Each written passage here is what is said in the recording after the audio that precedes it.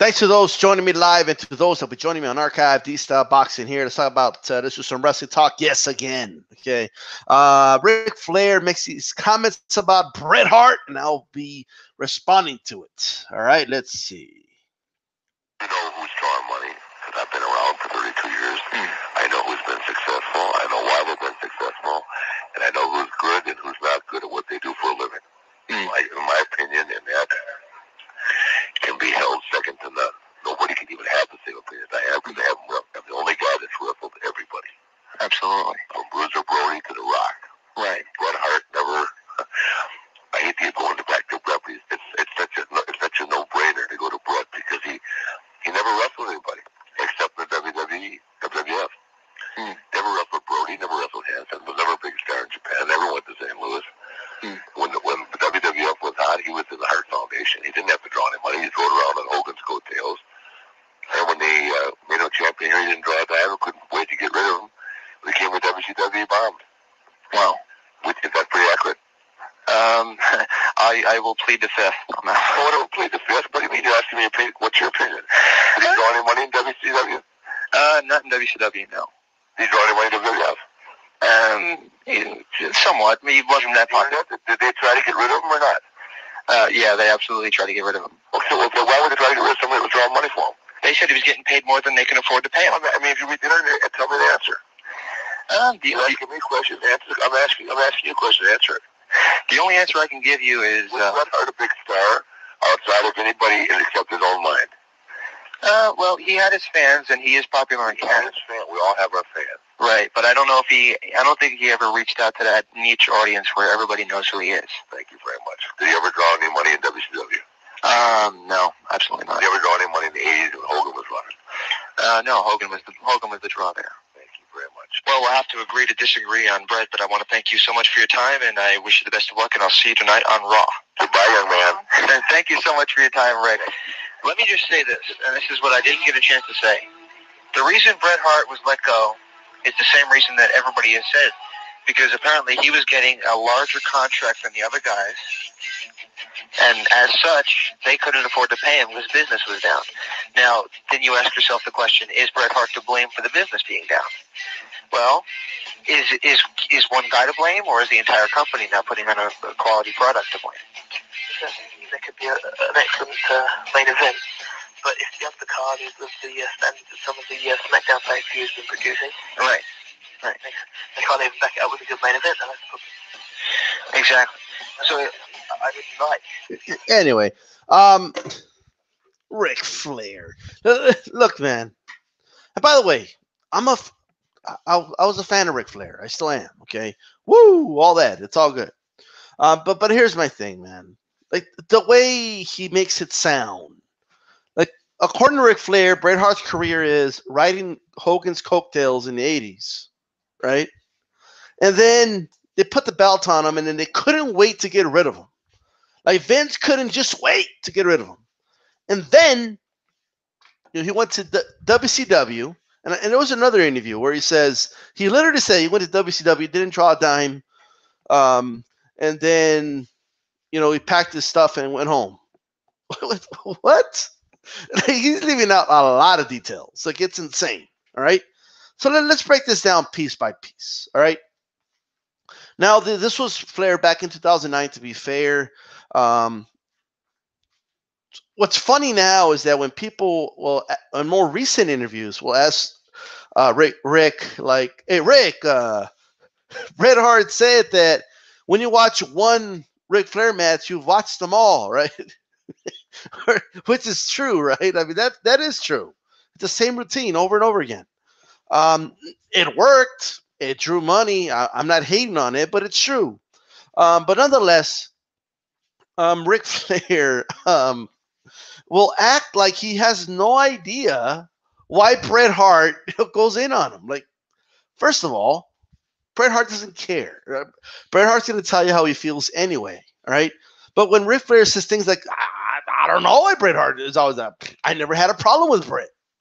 What?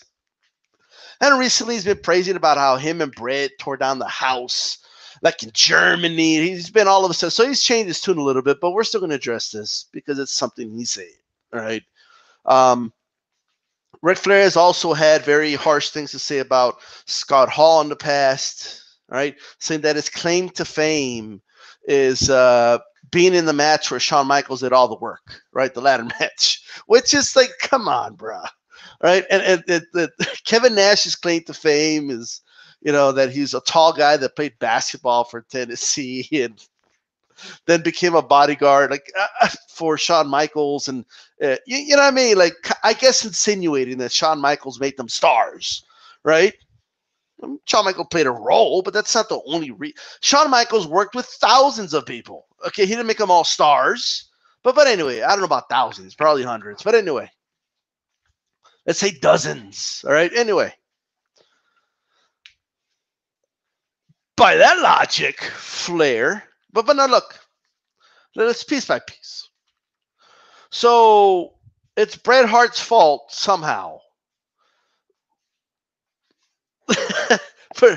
I'm trying to understand when Flair says Hart was in a draw. I mean, he never wrestled Hansen. Like, Hansen? Like, what? I don't even know who that guy is, bro. Like I know who he is, but I didn't grow up watching him, right? I mean, I just didn't. This is stupid, right? Oh, he never wrestled Brody. So, like, so what if he did it? Like, what? I didn't know that was a standard for being a draw. Like, it's fucking stupid. And what else? He never wrestled in St. Louis. Is that even true? Like, what? So the WWF never went to St. Louis? Like, or well, what is this? Like, because I don't know. Like, St. Louis was like the spot. Like what? He didn't wrestle in Greensboro, North Carolina. What? Bret Hart was wrestling in Madison Square Garden, bro, selling it out. Bret Hart wrestled in Wembley Stadium in the main event against freaking the British Bulldog. People always talk today, like in boxing, like, Joshua, he sold out Wembley Stadium. Like, Bret Hart was selling that shit out years ago. Now, in fairness, it was SummerSlam. It wasn't just him, but he was in the main match. And of course, the British Bulldog had a lot to do with that. Right? But he didn't wrestle Brody and freaking, oh yeah, he didn't wrestle Scott Hansen in St. Louis. Like, so? What the fuck? They weren't even in the same company, bro. Like, what? How? It was a northeastern company at the time, especially during the territories, at the tail end of the territory days, right? And he was from Canada. Like, what? Like, he went from Stampede Wrestling to WWF. Like, what? What? He didn't wrestle in St. Louis. Like, so what if he didn't wrestle in St. Louis? Right? Compared to New York, there ain't no money in St. Louis. Compared to New York, I don't know that was a spot. Chicago, that's a spot, bro. Los Angeles, that's a spot. St. Louis? Anyway, Jesus Christ.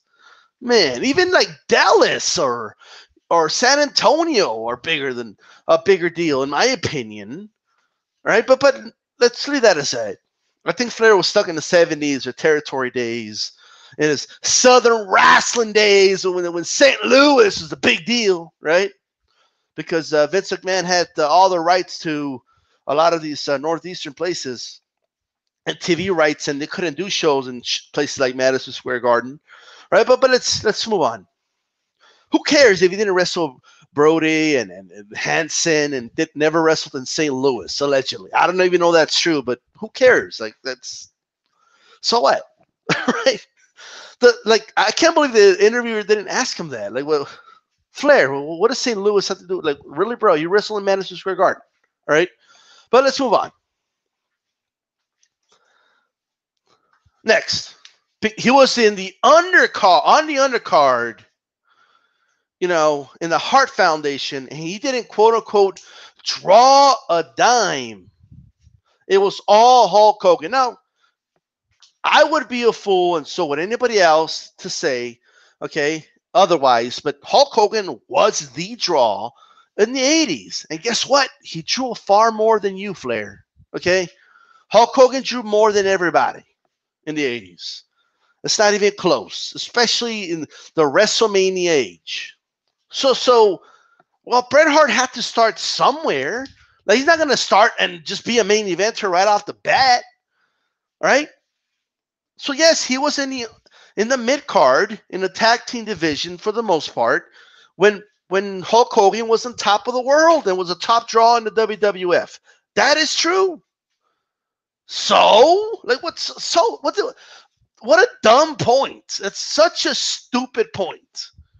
Bret Hart was young and on the come up. Yeah, yes, he was in the undercard. Now, did he draw a dime? Of course he drew a dime. You don't think... I remember, like, they would sell, like, those WWF pillows, and all they had, if I remember correctly, this is all they had. Hulk Hogan, right?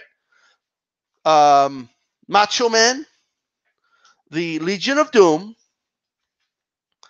I know I'm missing somebody else, but there was, like, 3 more, and one of them was Bret Hart. You count them, like, that's it. When the ice cream bars came out, there was only like 10 wrestlers or so that were featured in the ice cream bars. Of course, Hogan was part of them, but Bret Hart was in it too. All right? Now, I'm not looking at Vince's pocketbook, right? But if Bret the Hitman Hart was brought up, this isn't like today where Vince just handpicks a Roman Reigns and that's it. Back in the day, the bread and butter of the WWF was what you drew and what you sold and your merch. There's no way Vince starts to push Bret Hart higher up the card if he's not drawing money. It wouldn't happen in the 80s. All right? He wouldn't make him Intercontinental Champion when Intercontinental Championship actually meant something. All right? During the Hogan era, if he didn't draw anything. Well, what a dumb argument by Ric Flair. So because he couldn't outshine Hogan. Flair, when you went to the WWF, Flair, right? Mr. Real World Champion, right? Yes, they put the belt on you. Guess what? Hogan was still on the main event. You didn't get the last match. Hogan got the last match. All right? And then what happened? And then Ric Flair says, and I quote, they put the belt on him. He didn't draw anything, and they couldn't wait to, quote unquote, get rid of him. What? Bret Hart got the belt, okay, against you, Flair. Like, before you left the company, right? Now, I think Flair left a little after that. I think there was a loser leaves town match against Mr. Perfect, if I remember correctly. But Ric Flair, right? Vince got the genius idea of having Hart win the title at a house show. He didn't do it at a SummerSlam or at the Royal Rumble or nothing like that. Why? Who knows? Vince made Hart the champion at an untelevised house show. The first time he won the title. Why? Who fucking knows? Okay, but let's leave that aside. You know how long ago that was? That was before WrestleMania 9. Right? Before WrestleMania 9, folks.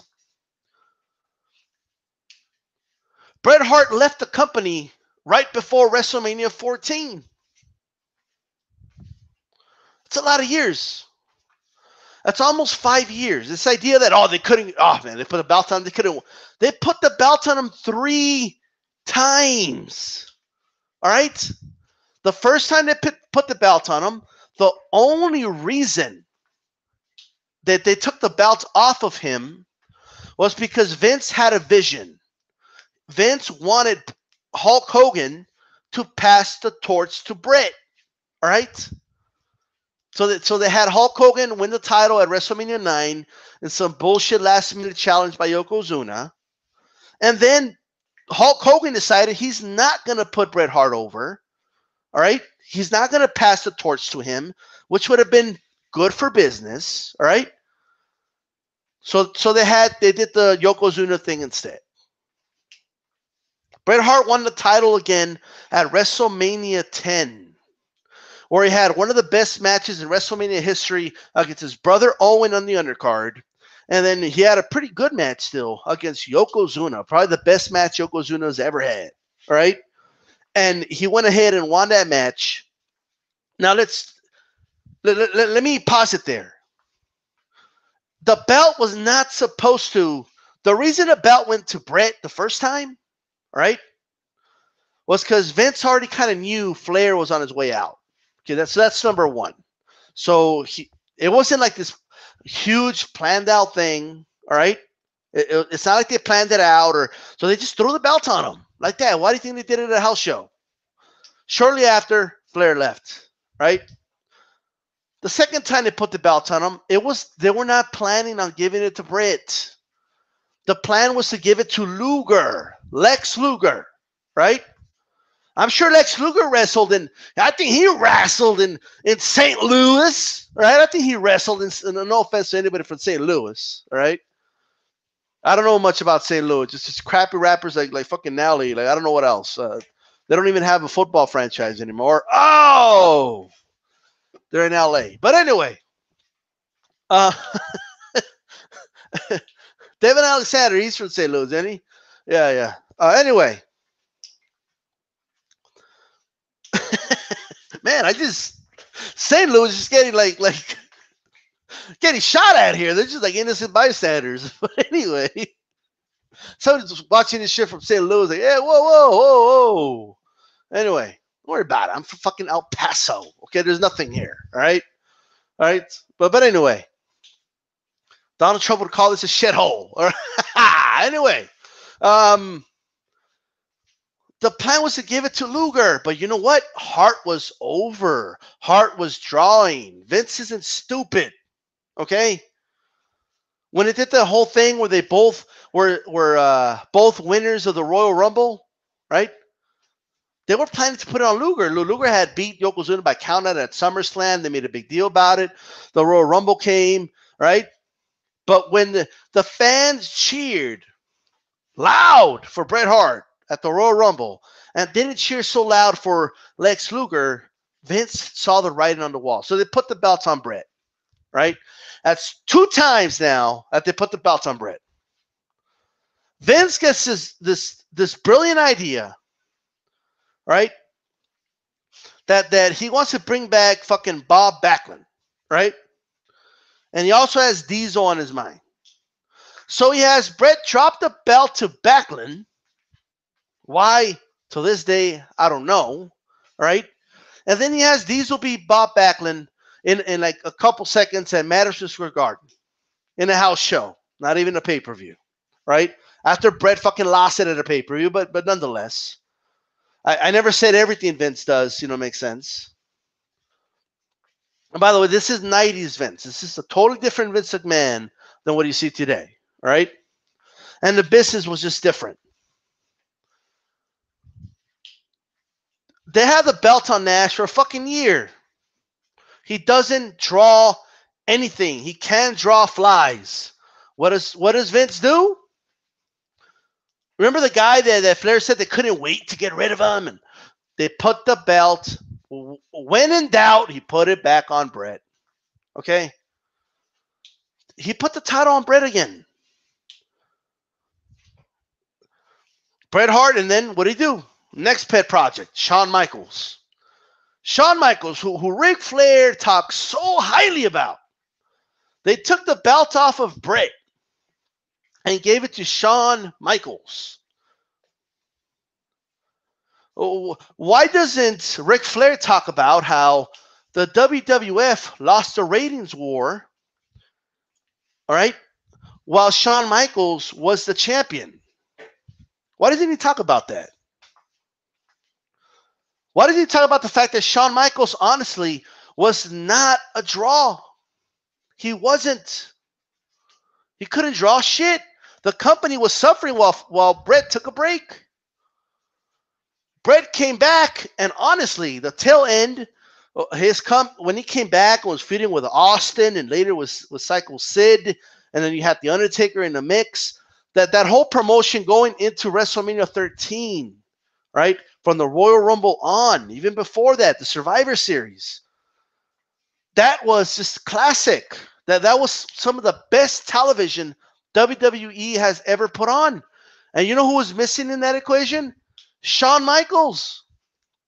After Shawn Michaels lost the fucking ratings to Hulk Hogan in the NWO, not to you, Flair. The WCW never beat the WWF when you were at the helm. That never happened, Flair. Right? That was Hulk Hogan. Okay, so you were riding, Ric Flair, you were riding the coattails of Hulk Hogan in WCW, right? Shawn Michaels lost his smile and all that. Remember that bullshit, right? And then what happens?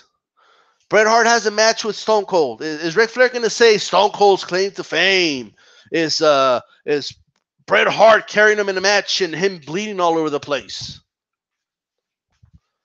Stone Cold himself says that's the best match I ever had. That catapulted my career to a whole nother level. He did the same thing for Shawn, but Shawn dropped the fucking ball. And Shawn was never a draw. Ever. In fact, you could argue Shawn Michaels was a better draw, okay, after he came back from the injury. Right? Not in those days. Not in those days, folks. But let's move on. They put the belt on Bret again. They do it again because The Undertaker beat Psycho Sid at WrestleMania 13. Bret Hart beat Stone Cold because he passed out, but he didn't quit in the I Quit match, the famous double turn. Vince wanted Bret to turn heel. Okay, Bret turned heel. Right? He did the whole Canadian thing and anti-America, this, that, and the third. And he went on the whole tirade, and then they put the belt on him. They put him over against The Undertaker at SummerSlam. Bret has the belt, okay? Now, right before all that, Vince offered Bret a contract, right? Because this was Vince's position.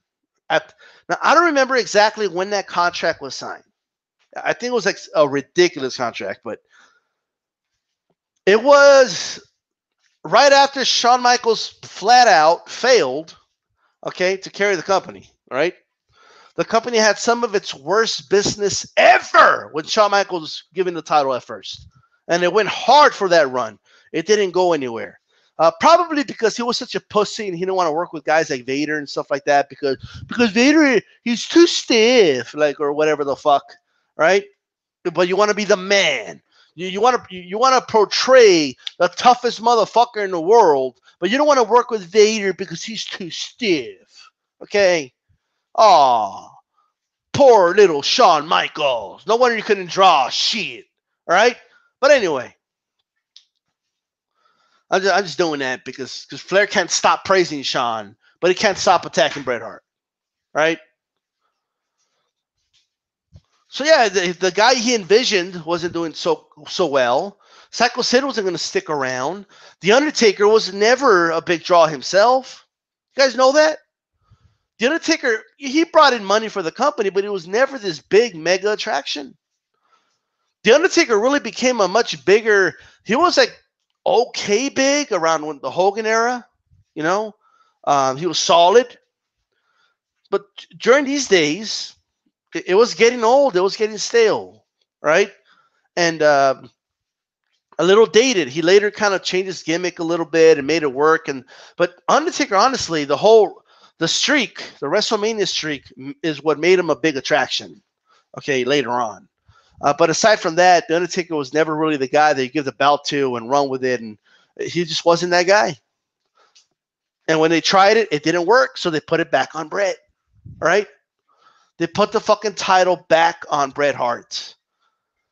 Bret Hart has another run. No. Hulk Hogan gets to say, no, I'm not going to put Bret Hart over, even though the deal was that I'll get the belt back if I put him over at SummerSlam. No. He could say that before he leaves, right? Nobody criticizes Hogan about that. Shawn Michaels, when it's time for him to put Bret Hart over, when Bret Hart's going to come back, he was supposed to put Bret Hart over at WrestleMania 13, right? He lost his smile, right? I lost my smile. Like, he gets to say he lost his smile and that he's depressed, so he doesn't have to put Bret Hart over. He gets to do that. When Bret Hart says, you know what, I'm not going to put this fucking guy over. And then Vince agrees, okay, we won't have you put him over. We'll do something else, all right? And then they screw the guy over. And then people wonder why he's bitter, right? Why did Vince want him gone? Well, first of all, Vince didn't want him gone. But Vince was losing money. All right? Vince was losing a lot of money. And Stone Cold Steve Austin was getting hot, right? So he knew that was his wild card. And he had to save some money to keep a lot of other guys. So it was a calculated risk, and he let Bret Hart go, right? It is what it is. But Ric Flair's version of, oh, they put the belt on him, then they couldn't wait to get rid of him. Really? They couldn't, really? All right? They put the belt on him, 4 times? And in those days, that was a lot. I know today they play hot potato with the belts, but back in the day, that was a big deal, right? Especially the circumstances. Business wasn't even that hot in wrestling, period, in those days. Bret Hart goes to WCW. So Ric Flair says he couldn't draw anything in WCW, right? Now, first of all, WCW business in Canada actually did very well when Bret Hart was there. I remember those sold-out arenas. I think that's where they did the spot where Goldberg ran into the speared Bret Hart and passed out because Bret Hart had a plate on him. All right, but let's set that aside, okay? Bret Hart wasn't given the ball to run with. All right, and Bret Hart comes in red hot, right? And they make him a special referee at a fucking Starrcade. Because guys like Hogan, they don't want to work with him. Right? Why? Well, it's obvious why. They don't want to lose their top spot. Right? They knew he was red hot, so they killed it before it got even hotter. And then what did they do? You know what they did, Flair? They had him work with you, Flair. Yeah, they had him work with you. Remember that, Flair? They put him in a little thing with Ric Flair was fucking jobbing a Conan, right? And Bret Hart still made him look like $100, $1 million, okay, at a pay-per-view. That was the most meaningful match Flair had in years in WCW.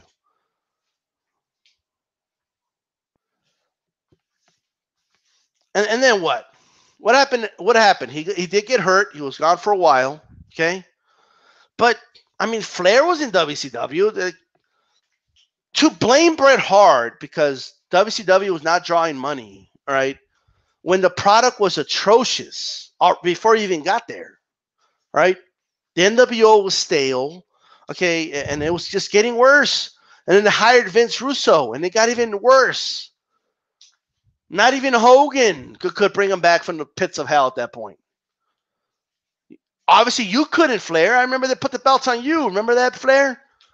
How'd that work out? Some of the worst ratings in the history of Nitro. You were getting your ass whooped by Stone Cold Steve Austin, okay, on the other network while you were the champion. What happened, Flair? Well, why didn't you bring in the money? Why did WCW have record-breaking losses that year? Now, you weren't the only guy that put the belt on, but I'm just saying.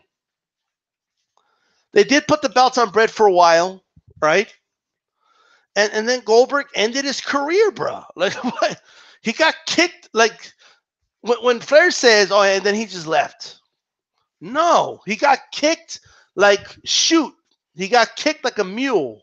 Like, not a fake kick, not a Shawn Michaels super kick, not a work kick. He got kicked in the fucking face, okay, by a fucking lineman that played for the Atlanta Falcons. He got kicked like a mule in the face. And his career was over. Like, there was never an opportunity to do anything with Bret Hart, and they didn't know what to do with Bret Hart. The company was a disaster. They didn't know what to do with Eddie Guerrero. They didn't know what to do with fucking Dean Malenko. They didn't know what to do with Perry Saturn. They didn't know what to do with Chris Jericho. Right? Look how big those guys became. Look at Chris Jericho, how big he became when he finally went to WWE. When he went to WWF, he became a big star. Chris Benoit became a big star.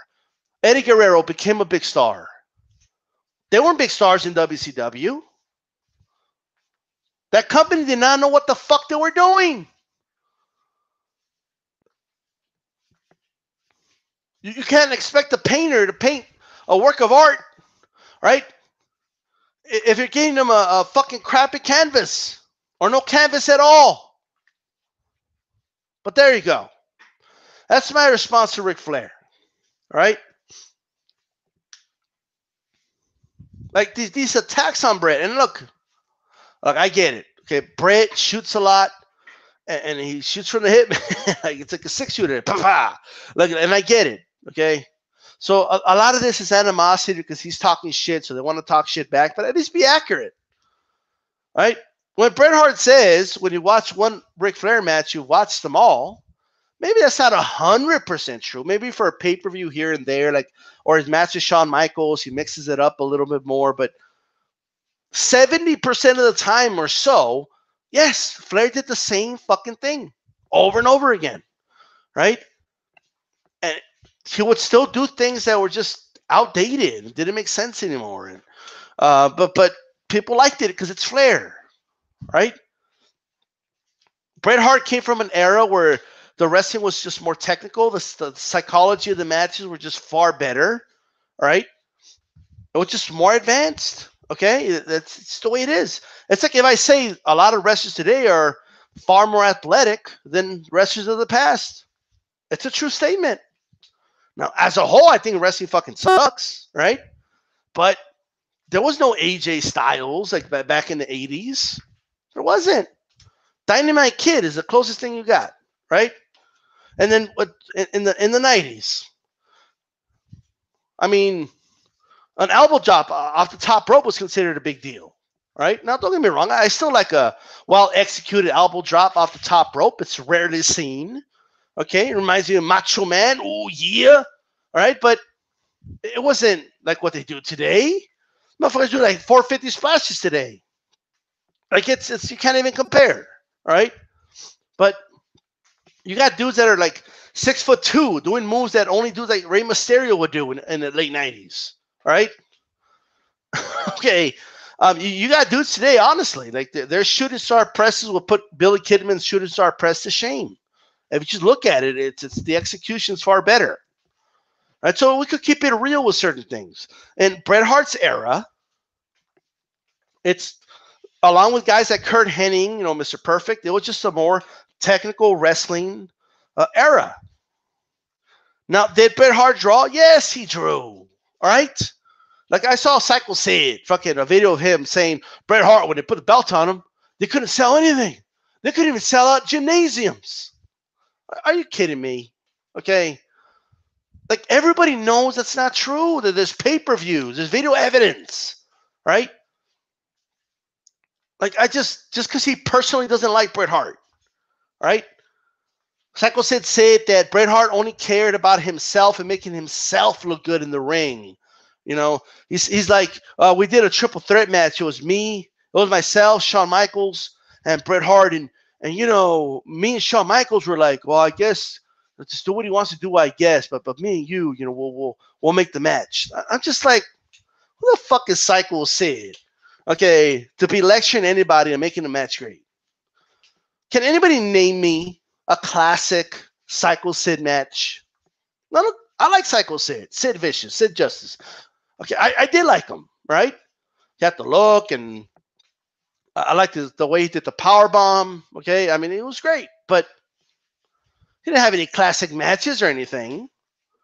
I mean, look at the one time he got an opportunity to go into WrestleMania as a champion, fucking bombed.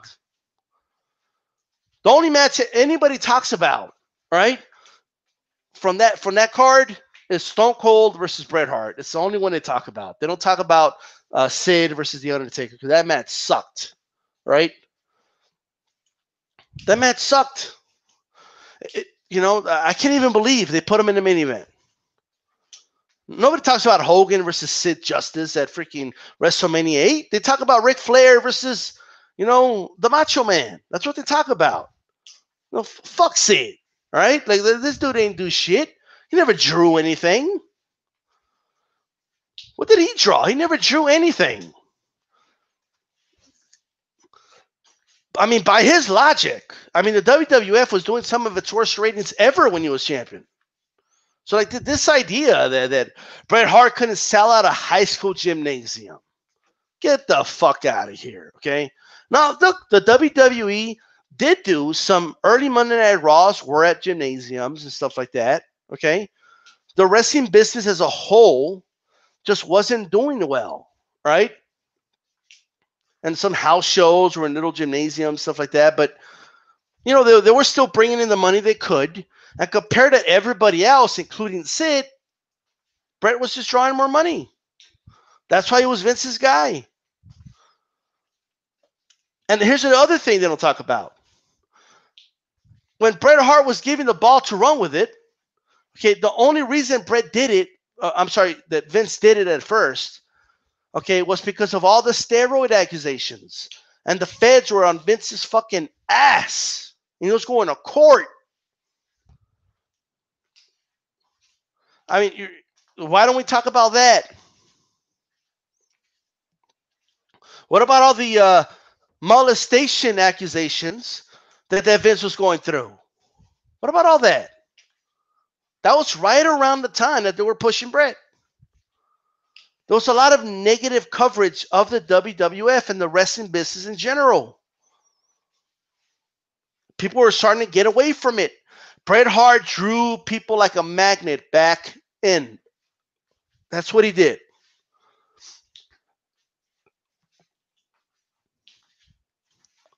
And yes, he did draw in Canada, and he drew okay in the U.S. He did.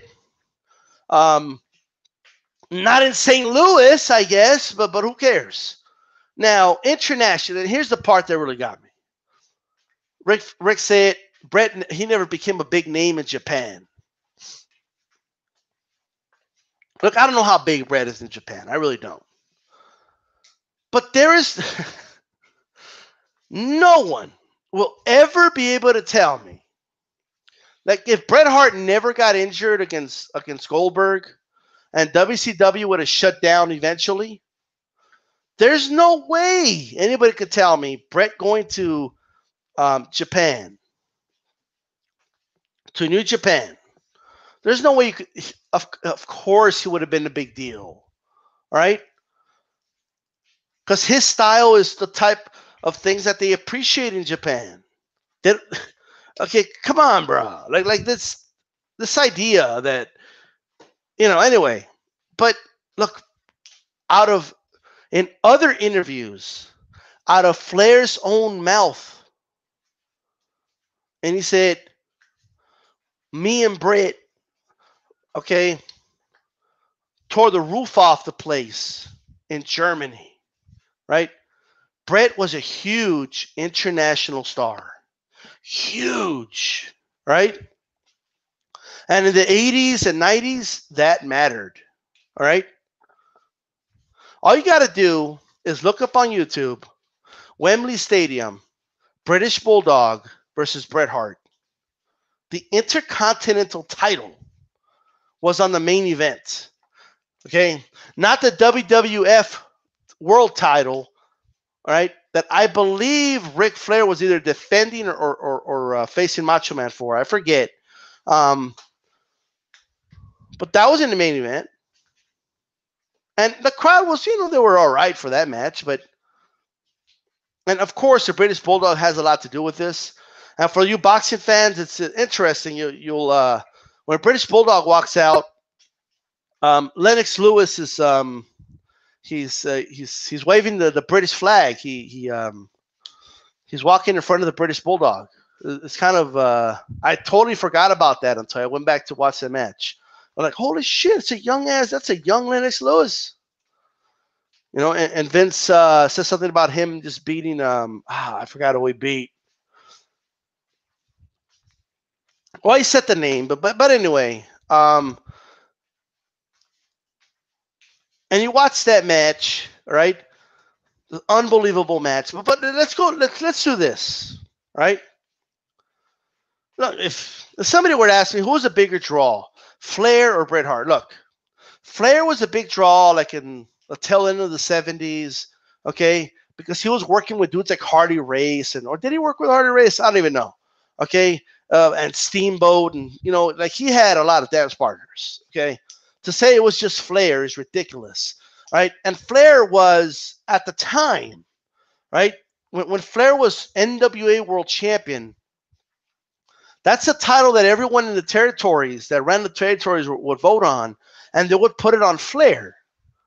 Whoever had the NWA title was a draw, right? Let's just make that, okay? The biggest draws in the 80s were Hulk Hogan, whoever the NWA champion was, and Andre the Giant, right? Whenever a freaking territory was needing more people to buy tickets, they would borrow Andre the Giant from Vince. All right, and he would bring in fucking crowds because Vince was gonna let them borrow Hulk Hogan, right? Now Vince never asked for the NWA champion to help him out. He didn't give a fuck about that, right? But anyway, so yeah, I guess, but it was just a different era. But in the '90s, Flair was a big draw in the South, and that's honestly it, man. Like Flair was like North Carolina, that's Flair country, all right? But Flair was to the South what Bret Hart was to Canada, in all honesty. Like he wasn't that like Flair did not draw that much when he went to the WWF. I remember as a kid, I didn't even know who the fuck he was. Right? I don't know who he was. Because in those territory days, I knew the Von Erichs because I'm from Texas. I don't know who the fuck Ric Flair was. We were like real world champion. Like, to me, that was fucking Hulk Hogan when I was a kid. Now, if you're from the South, of course you knew who Ric Flair was, right? Or maybe you're a little older than me, you knew who Ric Flair was because it was a bigger deal, right? But I'm just being honest. He wasn't that big of a draw. He wasn't fucking selling out shit and like they weren't before. That's one of the reasons Vince didn't go out of his way to keep him. Right? That's just the truth. The 90s, like late 90s, Flair at that point, okay, was all nostalgia, okay? He was treated as a fucking joke in WCW. I remember those shows. Yeah, people like to go woo and all that, right? And to be honest with you, like just being 100% honest, aside from the South and aside from very hardcore wrestling fans, or maybe older fans than me, aside from that, the majority of people that were watching WCW was because of the NWO and because of Hulk Hogan and Nash and them, maybe even the cruiserweights. Nobody was tuning in because Flair's there. If that was the case, they would have been beating WWF when Hart was champion for Raw, okay? And Ric Flair was WCW champion, WCW, okay? They weren't beating Monday Night Raw, or they weren't doing better than the WWF then. I think that you could find a time where both Ric Flair and Bret Hart were champions in their respective, companies. And so you could do a side-by-side comparison. But what I was going to say was, most people that would watch WCW, because let's be honest, because Razor Ramon and Diesel went over there, all right? And now they were called Hall and Nash, and of course, Hogan went heel. Many people never watched WCW before. They were just starting to watch it. And when they would see Ric Flair, they probably just remembered him as a guy that came in around WrestleMania 8 and feuded with the Macho Man. I honestly believe that's how most people knew who he was. Aside from the South, like I said, and hardcore wrestling fans, and maybe wrestling fans a little older than me. Just keeping it real. Bret Hart was big internationally. He was big in Canada, right? He's Canadian, and he was still drew in the U.S., right? He drew more than fucking Roman Reigns fucking draws today. You see fucking Flair always defending Roman Reigns. All right? The Monday Night Raw has its lowest ratings ever right now, or probably since it first started. And they're defending this dude. Guys like Flair. It's insane. It's crazy. When Bret Hart was champion and WCW was beating him in the ratings, yeah, they were getting beat in the ratings, but the ratings weren't atrocious. They weren't terrible ratings. Like they were still making money off of merch, and Vince himself would tell people, right? And it was true. He would always tell people, yeah, okay, we're not winning the ratings right now, but he would tell in '97, Vince would say, but we're packing houses, we're selling out arenas and house shows, we're selling a lot of merchandise. And in '98, I mean, it's the tide turned, man, the tide turned, and that is that, right? But this idea that Bret Hart was this big failure, come on, right? Now let's talk about the worker, right? Now Flair had some great matches against guys like Steamboat, no doubt about it. Good hour-long matches against a lot of guys, okay? But look, Bret Hart, you could ask The Undertaker, even guys that criticize him all the time, like Kevin Nash, Scott Hall. You could ask Shawn Michaels, right? Okay, you could ask the who's who, the Stone Cold. You could ask Stone Cold Steve Austin, arguably the biggest fucking drawing power in the history of the WWF. It's him or Hulk Hogan. Pick your poison. Okay, it's one of them. According to Vince, Stone Cold drew far more than Hulk Hogan, but I don't know that they're counting inflation. I'm not sure how he's doing that math, but still, they will all tell you. The 1, 2, 3 kid, X-Pac, he credits Bret Hart with him being relevant in the business. It put him over, right, on Monday Night Raw. Now that, he said, my career skyrocketed. He put Shawn Michaels over. We know what Shawn Michaels became, right? Now keep in mind, this is a guy that was not put over at first. He won a title at a fucking house show, right? Against Flair, by the way. And Hulk Hogan never put him over. Kevin Nash, always talks about some of his favorite matches were with Bret, right? A lot of guys will tell you the same thing. So you expect me to listen to guys like Honky Tonk Man tell me about how terrible Bret Hart was? You expect me to, you know what, let's do this. We're going to do this right now. Oh, yes, we are. All right? This is what we're going to do.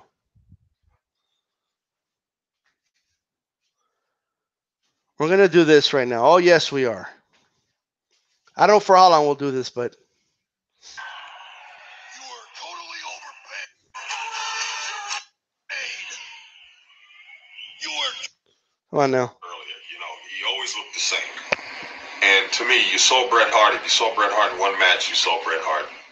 It never changed, Bret Hart was a good Intercontinental Champion. Yes, he was. Very one-dimensional. No interview skills. The expert of excellence, the technician of all technicians. And he says in an interview, he didn't like working with me because I didn't hit him hard enough. And I say, hey, Bret, who would you rather work with? Who would you rather have matches with for the next 5, 10, or 15 years of your fucking career? Me? Or Goldberg, who kicked you in the fucking head and gave you a goddamn stroke, and now you drag your foot around, you can't even get your dick hard. That's Honky Man. By the way, these wrestlers, man, when they shoot, they're fucking brutal, bro. Like when people are like, oh, Bret, he's such an asshole. Like, Bret never talks like that about people, all right? But anyway, that's Honky Man. Now, I don't know who the guy was before that. Like, once you see one Bret match, you've seen them all. It's not true, okay? It's not true. You could watch a Bret Hart match against Yokozuna. It looks nothing like a match with Bret Hart and Owen Hart, okay? You could watch a match with Owen Hart, and it looks nothing like a match with Shawn Michaels, okay? It looks nothing like a match with Diesel. It looks nothing like a match with Razor Ramon. It looks nothing like a match with The Undertaker. Get the fuck out of here, Okay, but anyway, Honky Tonk Man talking about Bret Hart being one dimensional. Well, what did Honky Tonk Man do? Well, what was he so great at? Right. First of all, this Elvis lookalike thing. I was never really into it personally. Right. But I don't know. I'll have to find the interview where he says, Honky Tonk Man wouldn't hit me hard enough. If I remember correctly, I think Bret said he did a horrible job at selling the punches. Okay, and there's a difference. All right. So like this, like this idea, like that his punches, they were not well worked punches. That's all he said, from my understanding. This idea that Bret Hart was saying Honky Tonk Man wouldn't hit me hard enough, right? I just have a hard time because that is so against everything Bret Hart has been preaching for years, okay? For years, all right? Bret was always the guy that would say, make it look stiff, don't be stiff, right? I'm paraphrasing, but let's move on. He's imitating Bret Hart. We saw it earlier. This is Bill Goldberg, the mother of all potatoes, right here. See that there? What did he say? Well, let's skip that because that's Nitro. Rumble, I had to have Bret beat in order for it. Oh, we gotta listen to this one. We gotta listen to this shit. On his side, you know what I mean? He wants to look real, real good. In his house, it doesn't have like a picture of him in his wrestling gear. Yeah. It's just, and he's got a nice crib, man. He's got a nice pad. Don't get me wrong, but to me, like, there's a place for that. Like, I have my little memorabilia shit, like, in my gym. Yeah. Or if you have an office, to me, you put that shit in your office. So, like, Hulk has a room in his house where he has all his shit, He doesn't have it all over the house. He has one room, Yeah. Bret has his shit, like, everywhere. I mean, I don't know. Like I said before, we used to call Bret the $400,000 a year champion.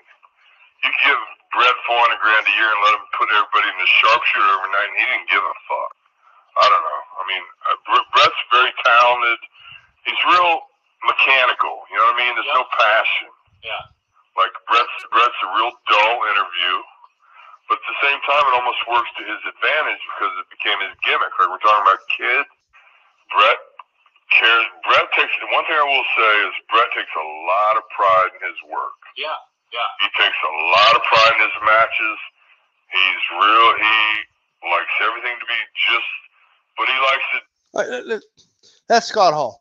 Look, do I have pictures of myself all over my house? Well, no, right? I mean, do I honestly feel a little weird about that? Sure, but why does Scott Hall care what Bret does in his house? That's his house.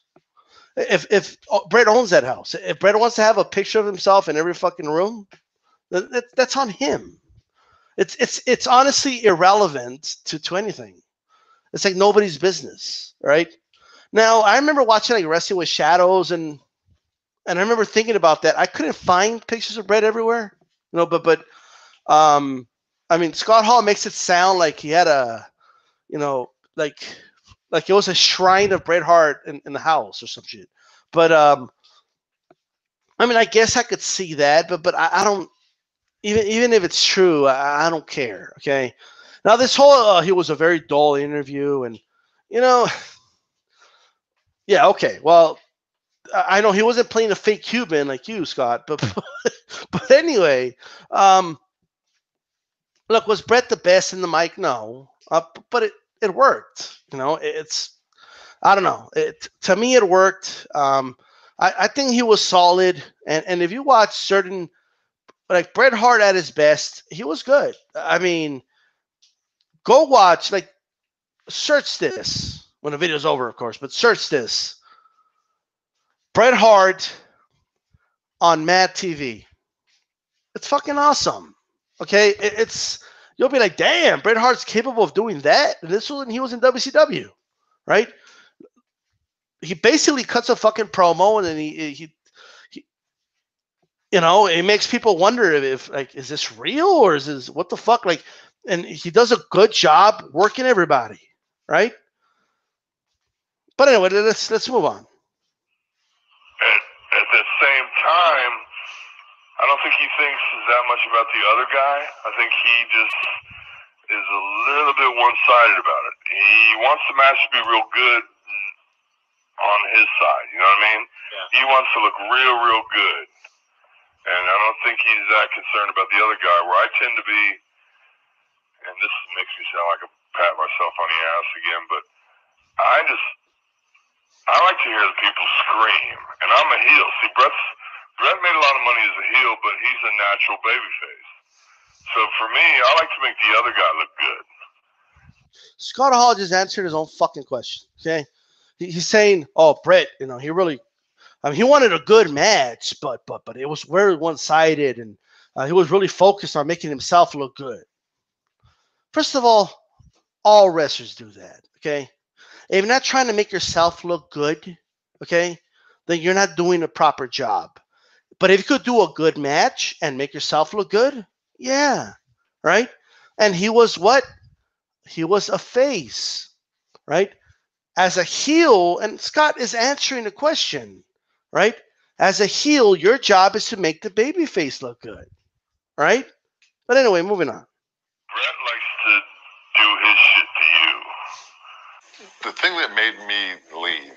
All right, before we get to Kevin Nash's sob story as to why he left, and I'll end it with that one right now. But Scott, like, I don't know if like maybe when he was Razor Ramon and Bret Hart, they were told, okay, you're gonna put Bret Hart over. If maybe when maybe he was pitching some ideas to Bret and Bret shut him down or something, and maybe something like that happened. I'm thinking. Because almost no one that works with Bret says that. Only him and Psycho Sid. Right? That's it. Shawn Michaels, who had beef with Bret, doesn't say shit like that. And he put Shawn Michaels over. Clean. 1, 2, 3 in the middle of the ring. Well, what do you mean he never put like worried about the other guy and he let shit do to you, blah, blah, blah, blah, blah. Your buddy Kevin Nash, 80% of the match was Kevin Nash beating the shit out of Bret, right? Like this idea that now Bret, he just like to beat up on people in the ring, to make himself look good. Like that's just not true. Just not true. Watch the Stone Cold match. Stone Cold says his favorite match of all time, a match that he was in.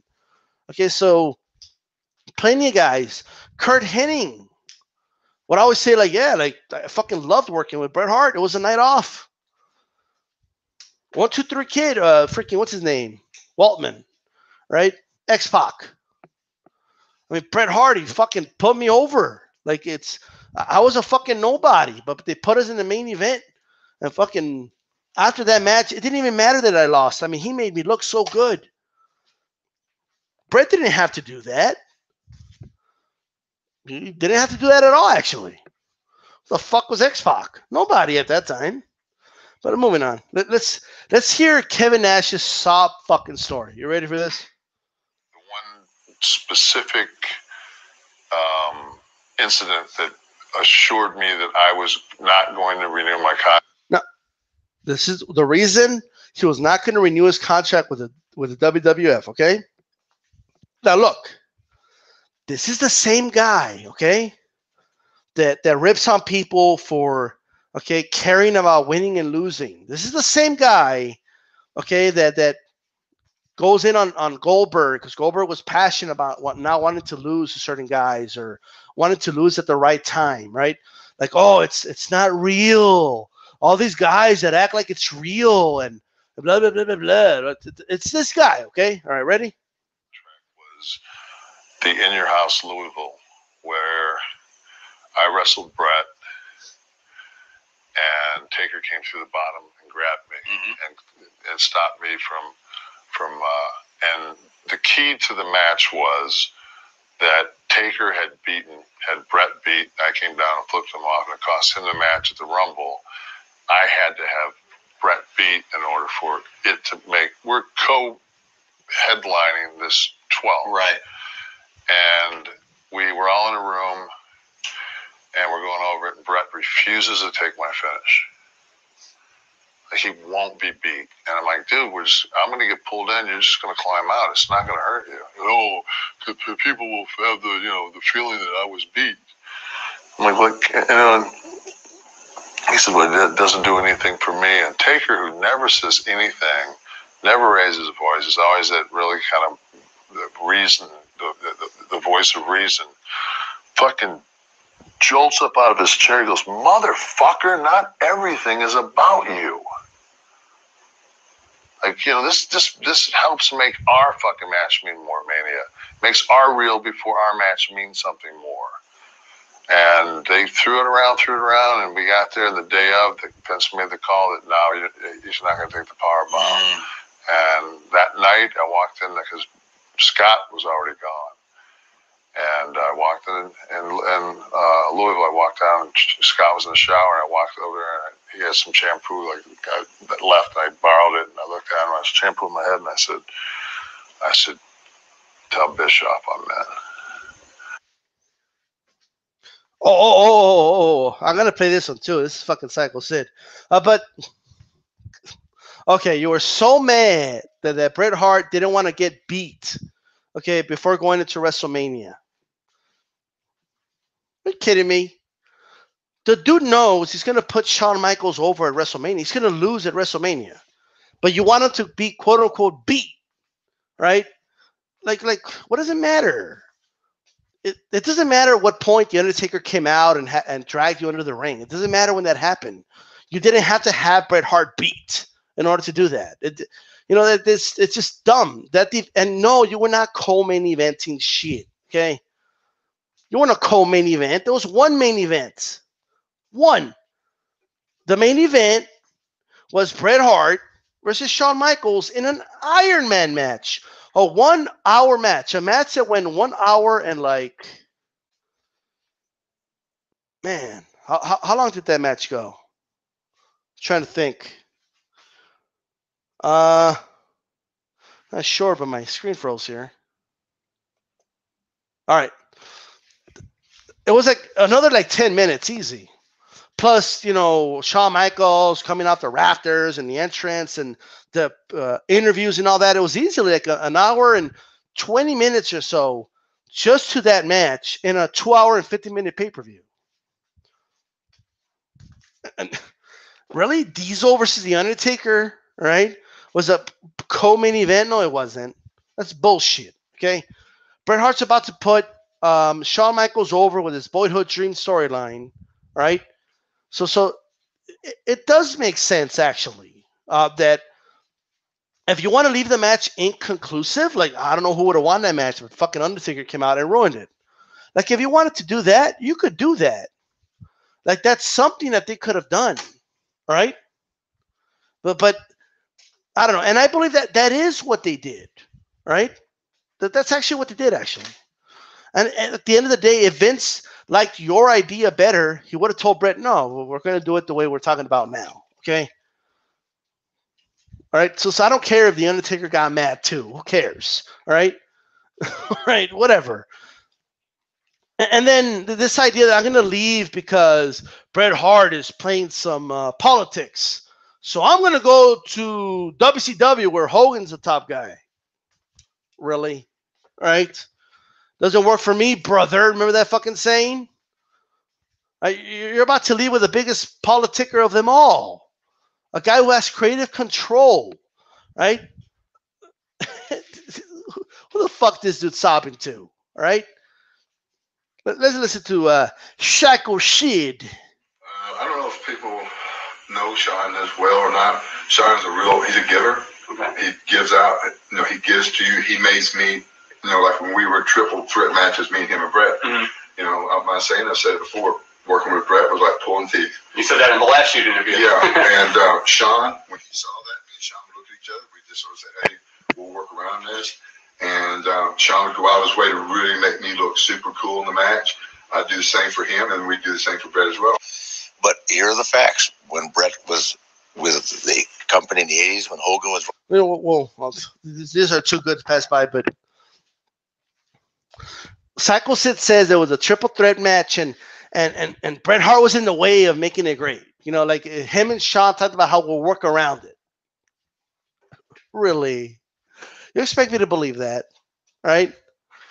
The fuck out of here, right? Anyway. A while drawing that money. He was a mid-card performer with the Hart Foundation. When he got the title, he didn't draw any money. Vince, the genius that he is, couldn't figure out a way to fire him because they'd signed him to this huge contract. You know the whole story. Couldn't buy him out. Finally, Bischoff, as dumb as he is, came along and offered him $2.5 million. He went to WCW, didn't draw a dime, picked up his toys and went home. Did that make you a big star? I think you probably left some stuff out of the story. But tell me. The history of Bret Hart. Would you say that technically Bret Hart was a brilliant wrestler? Yeah, what's that got to do with it? There are that a lot has of everything to do with it because there's different kinds of stars. Though, sir, right? there are stars. Stars are successful at every level. They draw big money in our business, right? Or they don't. They draw big quarter hours, or they don't. Believe me, if he had been drawing money, Vince would have never said adios. Do you think that WCW? All right, I'm gonna leave it with that, but because I did start it with Flair, so let's end it with Flair, right? In that same interview, right? I don't know. Actually, I don't know if it's the same interview, but with that same interviewer, right? And that's that show on TNN. Flair was talking about how Mick Foley ain't shit, and they were like, "Well, why?" And he said, "Because Mick isn't a wrestler." He said. It's the same interview. I believe it's the same interview. Like, what do you mean? Well, you couldn't put Mick Foley in a 1 hour match. He's not an athlete. He'd run out of steam right away. Blah blah blah blah blah. Right? This is a glorified stuntman. Now, according to Flair's own logic, there it doesn't matter as long as you draw. Mick Foley was one of the big reasons why WWF turned the tide and started to beat WCW. In fact, the night he won the title, it was the beginning of the end for WCW, right?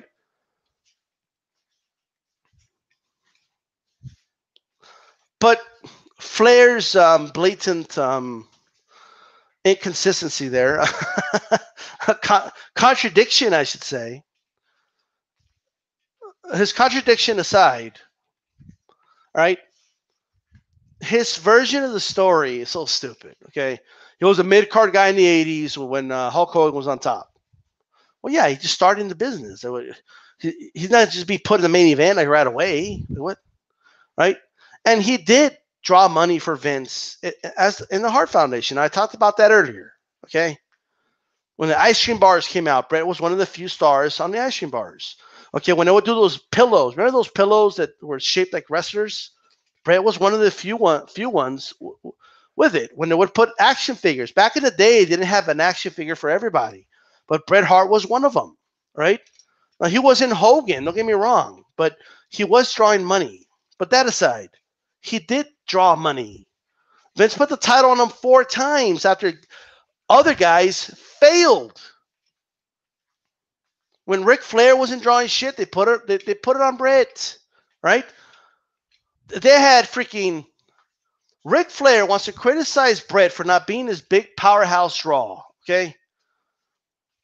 Do people not know that the reason Hulk Hogan versus Ric Flair did not happen at WrestleMania 8 is because Ric Flair versus Hulk Hogan at house shows was not doing well. It was the business in general. Hogan versus Flair couldn't draw. But the business in general was not big time. There was a lot of controversy surrounding wrestling at the time. Okay? So anyway, Ric Flair wasn't working out, so they put it on Bret. Okay? Kept it on Bret for a while. And then Hulk Hogan left after capturing the belt again.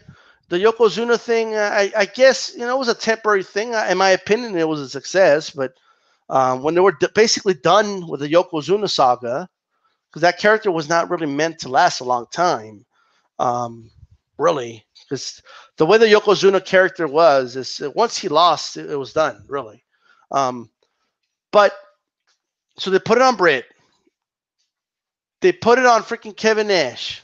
Doesn't draw shit. They put it on Britt. The Undertaker wasn't drawing anything. They put it back on Britt. Well, what is it that people are not understanding? Shawn Michaels wasn't drawing shit. All right? Shawn Michaels couldn't draw anything in 96. Now, with that said, all right, I think I've covered everything. And I'm going to leave it at that. Now, let me open up the chat to be fair, so I don't leave everybody all hanging here. Okay. Let's open up the chat. Let's open up the chat.